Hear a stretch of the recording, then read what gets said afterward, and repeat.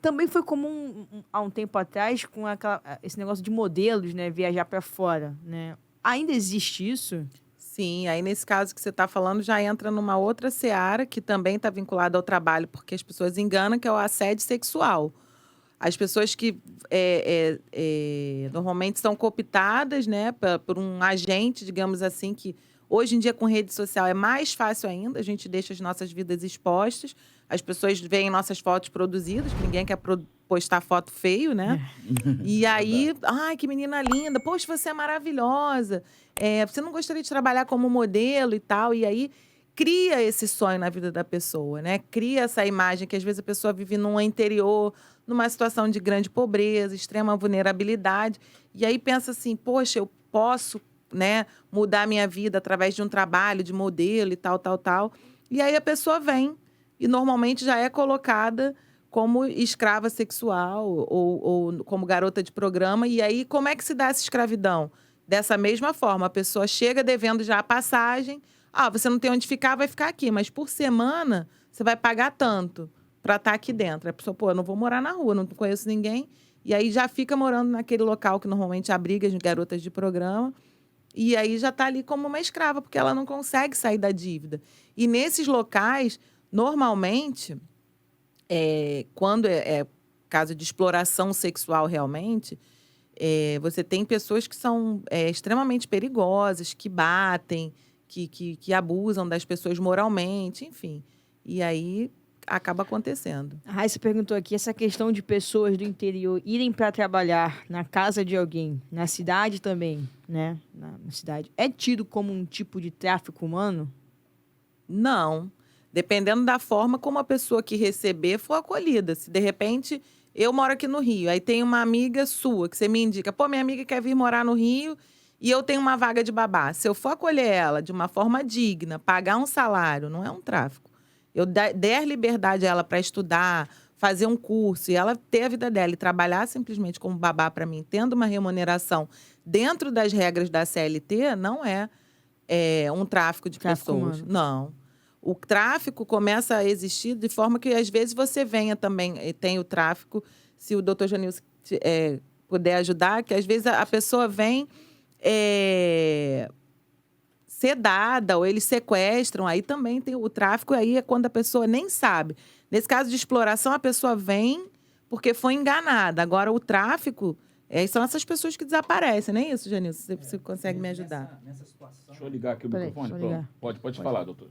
Boa tarde, Boa né? tarde, boa tarde. Nessa situação, que eu acredito que pode ser isso que a pessoa está perguntando, que acontecia com mais frequência, né, até os anos 70, 60 ali, é da pessoa falar assim, tu tem uma pessoa aí do interior, normalmente pessoa do Nordeste, ou pessoa do centro-oeste do país, manda para cá para me ajudar, né? Não diz nem que é para empregar, diz que é para ajudar.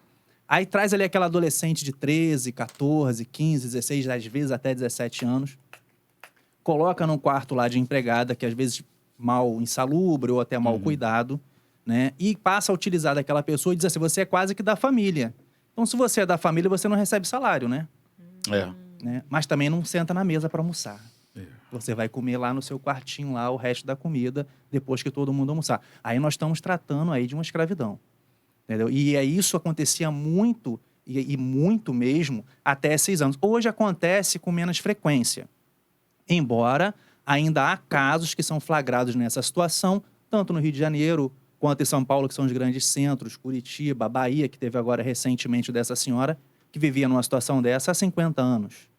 Né? Então, quer dizer, provavelmente essa senhora aí já vinha sofrendo essas mazelas já desde que chegou, desde da adolescência. Então, quando se enquadra nessa situação, aí nós temos uma situação de escravidão, nós temos uma situação de tráfico de pessoas internamente no país, né, que você traz de um estado para o outro. Você pode ter aí uma série de infrações aí penais ou não penais. Inclusive aí a subtração de verbas trabalhistas, a subtração de verbas previdenciárias, que o empregador não vai pagar, porque ali ele vai dizer que eu estou te ajudando, você é quase da família. E há aquela situação também em que os pais mandam essa adolescente e recebem lá alguma ajuda. E essa adolescente que não recebe. Há esses casos também. Que também não deixa de ser uma infração aí, não deixa de ser uma escravidão.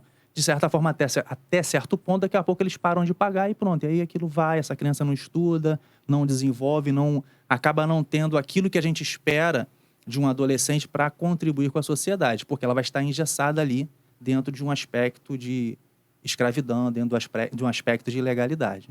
A doutora Hereditar, o pessoal deve ter escutado um áudio aí, ela me passando aqui, cara, foi uma matéria até da Globo News, né? Que é Globo News. Sim, sim. Que colocou 46 anos, né? De escravidão. Caramba! Ou seja, mas assim, vamos lá.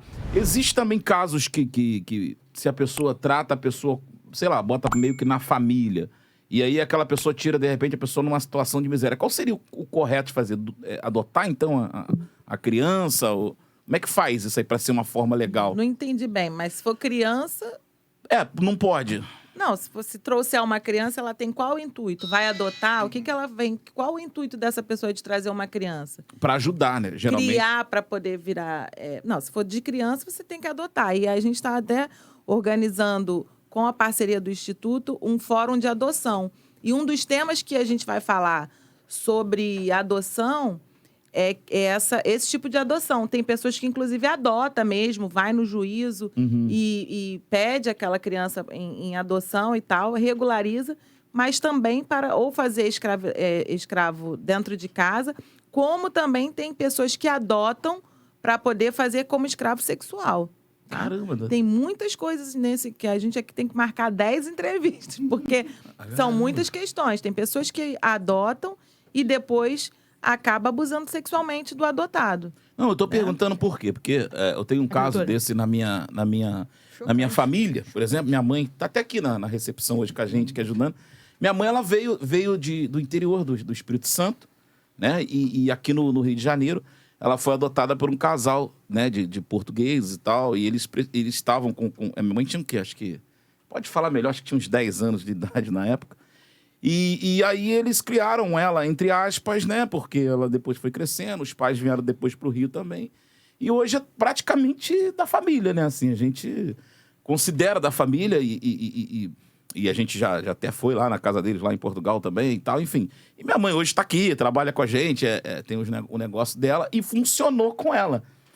Agora, não teve nenhum tipo de... É isso que eu tô perguntando, não teve nenhum tipo de documentação de adoção, de nada. E deu certo, mas acho que isso é caso raro também, né? Ou não, eu tô falando bobagem. Não, não é raro. O ideal é que essas questões de escravidão sejam as exceções, não são as regras, né? Entendi. Existem pessoas que mandam, tá desesperada no Nordeste ou em outras cidades, não tem como cuidar da criança e manda para uma família amiga ou algum conhecido cuidar. Às vezes a pessoa não quer ter a obrigação de adotar, mas vai cuidar como se familiar fosse, que provavelmente foi o caso da sua mãe. As questões que a gente vem colocando aqui não são as regras, são as exceções, mas são exceções, não tão exceções assim, que acontecem com alguma frequência. Mas existem pessoas de boa fé? Muitas, graças a Deus, né? A gente sabe que pode contar com pessoas que têm um bom coração, pessoas que às vezes adotam até os irmãos todos. Eu tenho uma pessoa para mandar, mas ele tem mais 2 irmãos. Não, manda todo mundo, porque eu não quero separar essas crianças do vínculo familiar. E às vezes não dá o nome, porque inclusive aqui no Brasil o processo de adoção, infelizmente, ele é muito cheio de meandros que acaba dificultando a adoção. Né? E aí a pessoa vai ficando e cria. É isso que eu ia falar, doutora, porque a adoção aqui no Brasil é um negócio... Sim. É bem dificultoso. Não é isso? É um processo bem sofrido até para as partes, né? Porque fica naquela angústia, naquela indecisão de que vai, não vai, será que vai dar certo? Será que o juiz vai permitir? O que o promotor vai achar? O que a equipe técnica vai dizer? Né? O que vão pensar de mim se eu não conseguir? Se eu não conseguir, já passou 1 ano, 2 anos.